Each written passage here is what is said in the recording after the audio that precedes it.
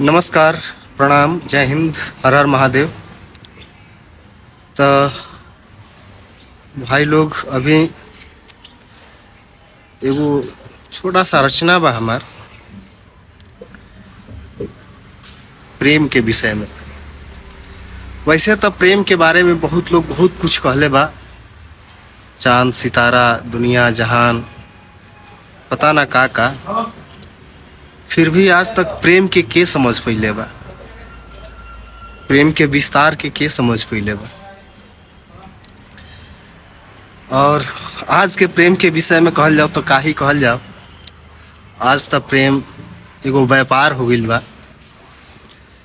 एगो मनोरंजन के साधन हो गइल बा। बस आज के समय में बा यह प्रेम से ज़्यादा धोखा बा, मक्कारी बा, अस्वार्थ से भरल प्रेम बा।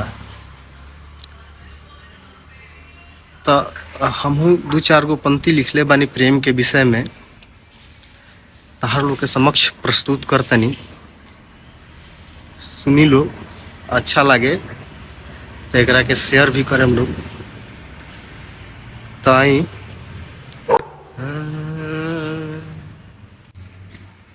प्रेम के भाषा और परिभाषा लोग त बहुते कहले बा,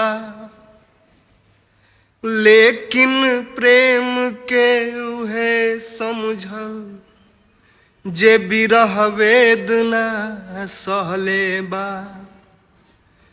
पाहिली हल प्रेम न होला, त्याग भी होला प्रेम। चाहत पूरा न होखे चाहे केहू के तनो मन से चहले बा। कृष्ण से राधा, कृष्ण से ज्यादा केहू का प्रीति निभाई। हो के जुदा भी कृष्ण के संगवा राधा नाम सुनाई।